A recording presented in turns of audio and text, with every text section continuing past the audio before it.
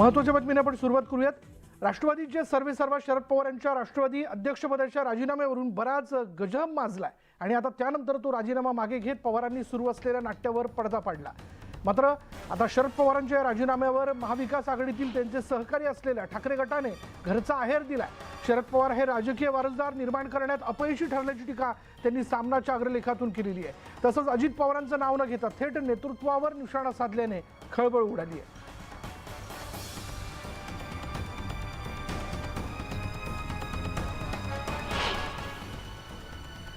सामनाच्या अग्रलेखात काय म्हणण्यात आलं बघा। राष्ट्रवादी काँग्रेस पक्षाचे अध्यक्षपद सोडत असल्याची घोषणा शरद पवार यांनी करताच खळबळ माजणं साहजिकच होतं आणि ही खळबळ देशाच्या राजकारणात माजली, त्यापेक्षा जास्त त्यांच्या पक्षात माजली। पण शरद पवार यांच्यानंतर पक्ष पुढे नेणारं नेतृत्व पक्षात उभं राहू शकलं नाही। पवार हे राष्ट्रीय पातळीवर मोठे नेते नक्कीच आहेत, पण पक्ष पुढे नेईल असा वारसदार निर्माण करण्यात ते अपयशी ठरले, असं सामनाच्या अग्रलेखातनं म्हणण्यात आलंय।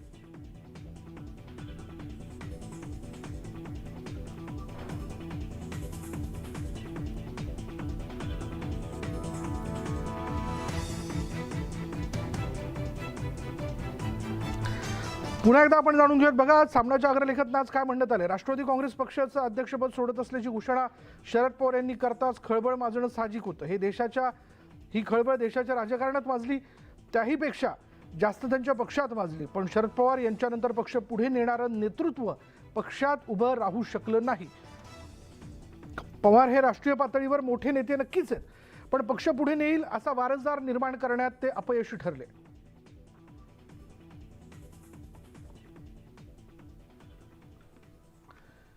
पुढे पोहोचत आणखी एक महत्त्वाची बातमी अशी की राज्याच्या सत्ता संघर्षावर लवकरच म्हणजे 14 मे पर्यंत निकाल येण्याची दाट शक्यता आहे। राज्य सरकारचा विश्वासदर्शक ठराव, विधानसभा अध्यक्षांच्या निवडीची वैधता आणि शिवसेनेतील आमदारांची अपात्रता याबाबत सर्वोच्च न्यायालयाचे 5 सदस्यीय घटनापीठ येत्या 3 ते 4 दिवसात निर्णय देऊ शकतं।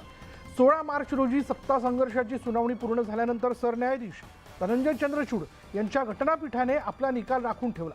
न्यायमूर्ती शहा हे 15 मे रोजी निवृत्त होत असून तत्पूर्वी म्हणजेच मंगळवार ते शुक्रवार या दरम्यान घटनापीठ निकाल देण्याची शक्यता वर्तवली जाते। त्यामुळे शिंदे फडणवीस सरकारचे याच आठवड्यात निश्चित होण्याची शक्यता असल्यामुळे सत्ताधाऱ्यांबरोबरच विरोधी पक्षांची धाकधूकही वाढली आहे आणि या सत्ता संघर्षाच्या निकालाकडे राज्याचंच नव्हे तर अवघ्या देशाचं लक्ष लागलंय। अपात्र आमदारांबाबत सर्वोच्च न्यायालयाचा काय निकाल येईल मी सांगू शकत नाही। देवेंद्र फडणवीस जर पुन्हा येईल म्हणतात तर त्यांना निकालाबाबत माहिती असेल असा टोला शरद पवारांनी लगावलाय। काही दिवसांपूर्वी आपण जर बघितलं तर उपमुख्यमंत्री देवेंद्र फडणवीसांनी मी पुन्हा येईन असं विधान केलं होतं, त्यावर पवारांनी ही प्रतिक्रिया दिली आहे।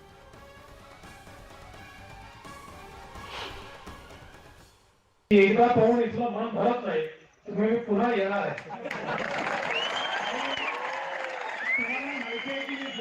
मी पुन्हा येईन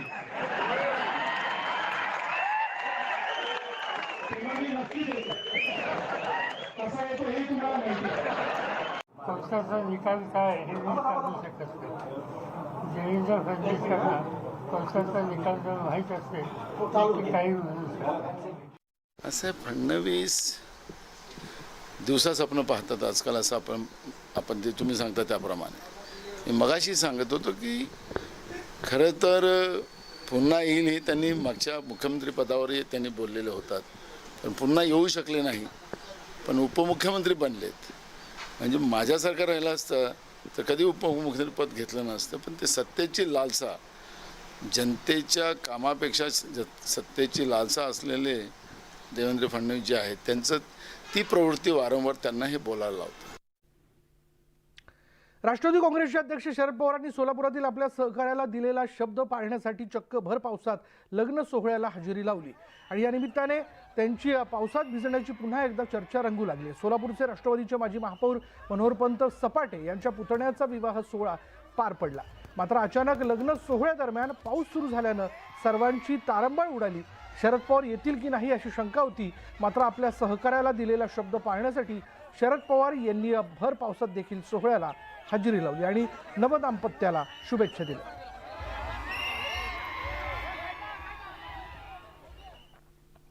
जनता दल युनायटेडचे नेते आणि बिहारचे मुख्यमंत्री नितीश कुमार येत्या 4 दिवसात शिवसेना पक्षप्रमुख उद्धव ठाकरे यांची मातोश्रीवर राजकीय भेट घेणार आहेत आणि या बैठकीत देशभरातील विरोधी पक्षांची आघाडी उभारण्यासाठी विशेष बैठकीचं निमंत्रण दिलं जाईल आणि ही भेट महत्त्वाची मानली जात असून या भेटीकडे राजकीय वर्तुळाचं लक्ष लागलं आणि या भेटीनंतर नितीश कुमार राष्ट्रवादी काँग्रेसचे अध्यक्ष शरद पवार यांचीही राजकीय भेट घेणार आहेत। नितीश कुमार यांचा हा महाराष्ट्र दौरा विरोधकांच्या दृष्टीने अत्यंत महत्त्वाचा मानला जातोय।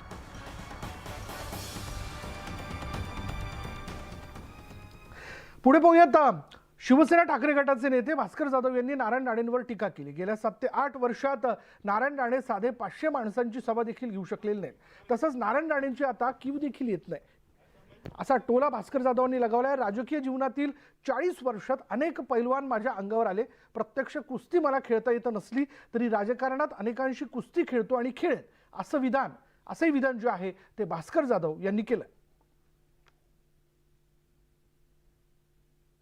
राणे सोलापूरला होते आणि सोलापूरला एक शेतकरी परिषद भरली होती। समोर 15 माणसं सुद्धा नव्हती, जवळजवळ 10,000 माणसं बसतील एवढी सगळी व्यवस्था करण्यात आली होती।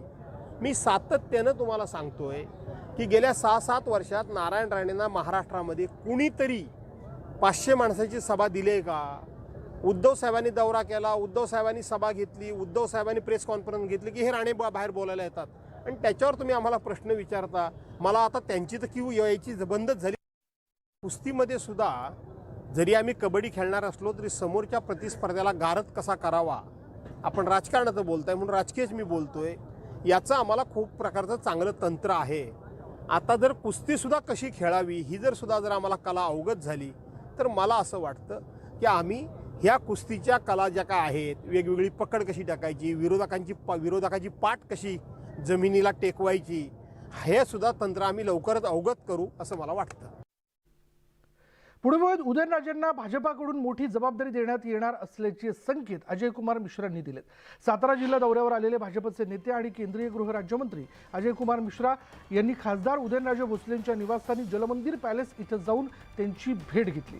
जलमंदिर पॅलेसमधील देवीचं दर्शनही त्यांनी घेतलं आणि यावेळी बोलताना आगामी काळात खासदार उदयनराजे भोसले यांना आम्ही खूप मोठी जबाबदारी देणार आहोत अशी माहिती केंद्रीय गृहराज्यमंत्री अजय कुमार मिश्रा यांनी यावेळी दिली। आज का दिन मेरे लिए बहुत ही महत्वपूर्ण है। महाराज साहब के साथ, महारानी साहिबा के साथ जो बातचीत हुई वो बहुत फ्रूटफुल रही और आने वाले समय में बहुत आपका सबका सहयोग मिलेगा, ऐसा मेरा विश्वास है। सर क्या कहेंगे, कर्नाटक चुनाव भी चल रहा है, महाराज सबको 5 राज्यों की जिम्मेदारी दी गई है। महाराज साहब तो महाराज हैं तो उनको 5 शहर तो बहुत छोटी बात है, उनको हम लोग बड़ी और जिम्मेदारी दे सकते हैं। पुढील आठवडाभर मध्य महाराष्ट्र कोकण या भागात आठवडाभर पावसाचा इशारा देण्यात आला। विजांच्या कडकडाटात आणि मेघगर्जनेसह पाऊस होण्याचा इशारा देण्यात आला। तर मराठवाड्यात देखील काही ठिकाणी पावसाचा अंदाज आहे। राज्याच्या बहुतांश भागामध्ये गेल्या 15 ते 20 दिवसांपासून पावसाने हजेरी लावली। दरम्यान पावसाचा जोर कमी झाला असला तरी थांबलेला नाही। बंगालच्या उपसागरात मोचा चक्रीवादळाचा प्रभाव दिसू लागलाय। वादळ तीव्र होण्यामुळे अनेक राज्यांमध्ये जोरदार वारं आणि पावसाचा जोर वाढणार आहे। हवामान विभागाने वादळाचा फटका बसण्याची शक्यता वर्तवली असून अनेक भागांसाठी अलर्ट जारी केला।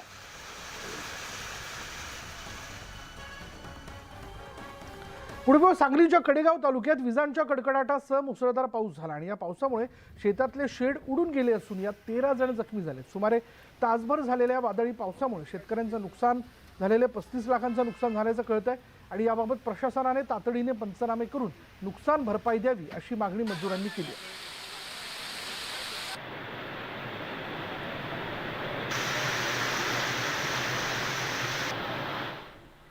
पुढे बातमी अशी आहे की पिकांना योग्य भाव न मिळाल्यानं बऱ्याचदा शेतकरी रस्त्यावर आपली पिकं फेकताना पाहायला मिळतात। पण याच शेतकऱ्यांच्या पिकाला जेव्हा अपेक्षेप्रमाणे दर मिळतो तेव्हा त्याचा आनंद काय असतो हे दाखवणारं दृश्य पाहायला मिळालं। मोठ्या कष्टानं पिकवलेल्या आल्याला चांगला दर मिळत असल्यानं शेतकऱ्यांनी चक्क डीजे लावून आनंद व्यक्त केला। एवढंच नाही तर डीजेच्या तालावर भन्नाट नाच देखील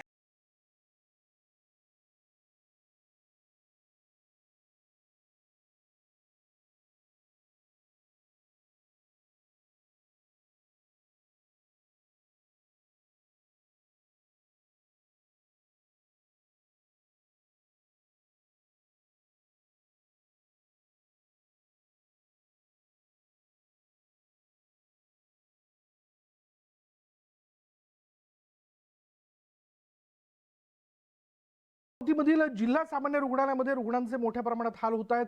रुग्णालयात रुग्णांना झोपायला बेड मिळत नसल्यानं एका बेडवर 2-2 रुग्णांना झोपवावं लागतंय, तर काहींना बेड अभावी जमिनीवर झोपावं लागतंय. रुग्णालयात एका वॉर्डमध्ये 20 बेड असून 25 ते 30 रुग्ण खाली झोपत आहेत. मात्र रुग्णालय प्रशासनाला याचं काही एक सोयरसूतक नसून जिल्ह्यातील राजकीय नेते राजकारण करण्यात व्यस्त असल्याचा आरोप नागरिकांनी केला.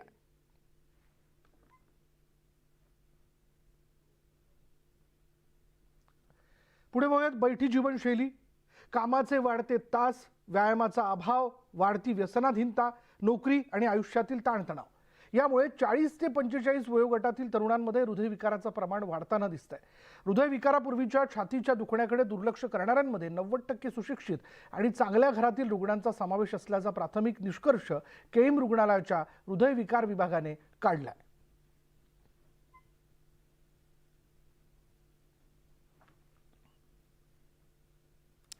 पुढे बघूयात शिक्षक भरतीचा मुहूर्त जो आहे तो ऑगस्ट महिन्यात निघालेला आहे. सध्या कार्यरत शिक्षकांची संच मान्यता 15 मे पर्यंत पूर्ण करून त्यानंतर नव्या शिक्षक भरतीसाठी पवित्र पोर्टल ॲक्टिव्ह करण्याचं नियोजन करण्यात आलंय. फेब्रुवारी-मार्चमध्ये शिक्षक भरतीसाठी अभियोग्यता आणि बुद्धिमत्ता चाचणी घेण्यात आली.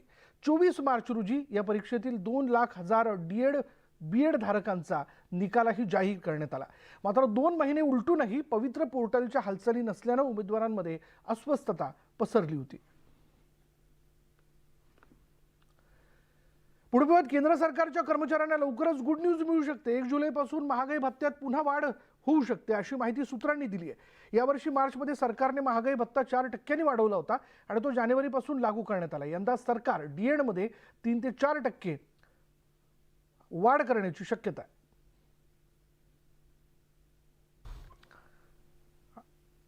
आता ब्रेकनंतर बघूयात इतरही घडामोडी. केरळमध्ये मोठी दुर्घटना घडली. केरळमधील मल्लपुरम जिल्ह्यातील तनूर गावात पर्यटकांची होडी उलटली आणि या घटनेत 21 जणांचा दुर्दैवी मृत्यू झाला. मिळालेल्या माहितीनुसार दुर्घटनेच्या वेळी होडीत 40च्या आसपास पर्यटक होते आणि काही जण अद्यापही बेपत्ता असल्यामुळे आता मृतांचा आकडा वाढण्याची शक्यता वर्तवण्यात येते. अपघात झाला तेव्हा बोट किनाऱ्यापासून सुमारे 300 मीटर दूर होती. पंतप्रधान नरेंद्र मोदी यांनी सदर घटनेवर दुःख व्यक्त करत मृतांच्या नातेवाईकांना आधार देत प्रत्येकी 2 लाख रुपयांची मदत जाहीर केली. केरळचे मुख्यमंत्री पिनरई विजयन यांनीही मल्लपुरममधील तानूर नाव या दुर्घटनेबाबत शोक व्यक्त करत जिल्हा प्रशासनाला सर्व बचाव कार्य त्याला वेग देण्याचे निर्देश दिले.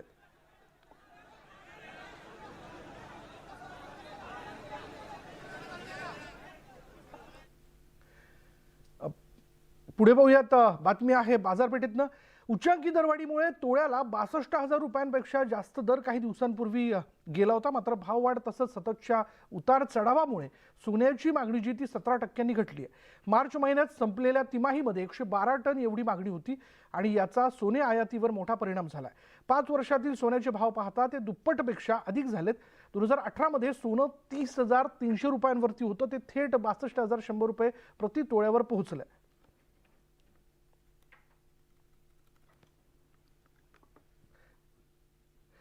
मुंबई आंतरराष्ट्रीय विमानतळावर सोनं तस्करीचा एक नवा प्रकार समोर आला. विमानतळावर 3.5 किलो सोन्याची पेस्ट जप्त करण्यात आली आहे आणि या प्रकरणी 11 जणांना DRIनं ताब्यात घेतले. आंतरराष्ट्रीय ट्रान्झिट प्रवाशांच्या मदतीनं ही सोन्याची तस्करी सुरू होती आणि या प्रकारात विमानतळावरील कर्मचारी देखील सहभागी होते अशी माहिती मिळते. ड्युटी फ्री शॉप, फूड कोर्टवर काम करणारे यात सहभागी होते आणि जप्त केलेल्या या सोन्याची किंमत अंदाजे 2 कोटी रुपये असल्याचं समजतं.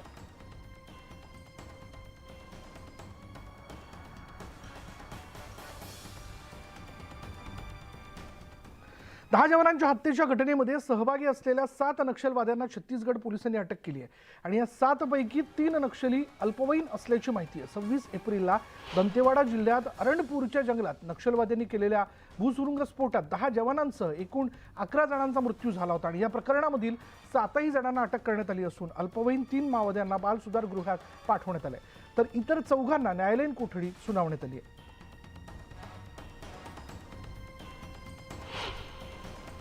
दिनांक 26 अप्रैल 2023 को अरणपुर क्षेत्र के पेड़का चौक में नक्सलियों द्वारा आईडी ब्लास्ट किया गया था, जिस पर जिला बल व सीआरपीएफ के द्वारा उस क्षेत्र में सघन नक्सल गश्त सर्च एवं पूछताछ की गई, जिसमें घटना में शामिल 4 आरोपी बुधरा माडवी, जितेन मुचाकी, हड़मा मरकाम एवं एक नाबालिग जो मलांगेर एरिया कमेटी में मिलिशिया सदस्य के रूप में सक्रिय थे, जिन्हें गिरफ्तार किया गया। अहमदनगरमध्ये बायजाबाई जेऊर यात्रेमध्ये शेवटच्या दिवशी मुलांमध्ये किरकोळ कारणावरून वादावादी झाली आणि वादावादीचं रूपांतर जे होतं ते दगडफेकीत झालं। तुफान दगडफेकीत 2 जण जखमी झाले आणि दगडफेकीनंतर परिसरात तणावाचं वातावरण निर्माण झालं होतं। दरम्यान पोलिसांनी तातडीने परिस्थिती नियंत्रणात आणली आहे।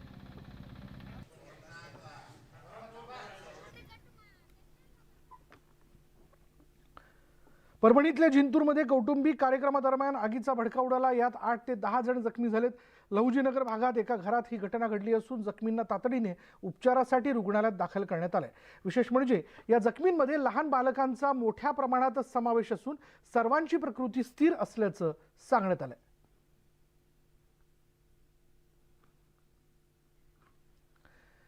पुणे बघत किल्ले रायगड इथं उभारण्यात येणाऱ्या 2 डॉर्मेटरीचं बांधकाम अंतिम टप्प्यात असून सुमारे 2000 शिवभक्तांची निवासाची व्यवस्था इथे होऊ शकणार आहे। मे 2023 अखेर ही सेवा सुरू होणार असल्याची माहिती किल्ले रायगड विकास प्राधिकरणाकडून देण्यात आली आहे। अतिवृष्टी, वादळ अशा नैसर्गिक आपत्तीमध्ये MTDCच्या किल्ले रायगडावरील या इमारतीचं गेल्या अनेक वर्षांपासून मोठं नुकसान झाल्यानं त्या नादुरुस्त झाल्या होत्या।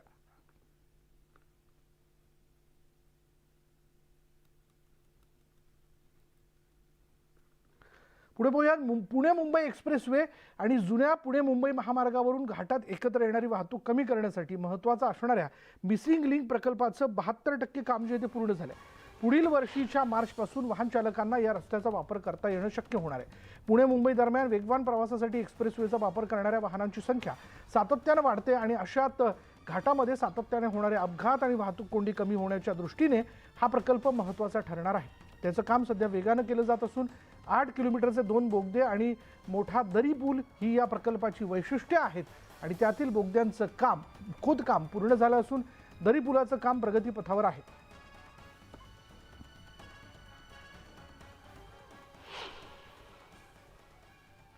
या मिसिंग लिंक प्रकल्पाचं 72% काम पूर्ण झाले। उर्वरित कामं जी आहेत ती पूर्ण करण्यासाठी 4 ते 6 महिन्यांचा कालावधी या ठिकाणी लागणार आहे। बोगद्यांची कामं पूर्ण करण्यासाठी बोगद्यातील रस्ते बांधण्याचं काम सुरू असून 2 पुलांपैकी एका पुलाचं काम पूर्ण झालंय। दरी पुलाची उंची 180 मीटर, लांबी 550 मीटर इतकी आहे।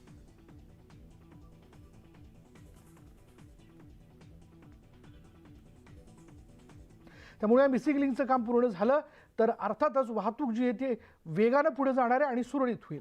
यानंतर इतरही घडामोडी आपल्याला जाणून घ्यायच्या आहेत इतरही बुलेटिन्समध्ये, जसं की 25 मिनिटात 50 घडामोडी असतील किंवा महाराष्ट्र अनलिमिटेड ज्यामध्ये आपण वेगवेगळ्या राज्यातल्या घडामोडी जाणून घेतल्या।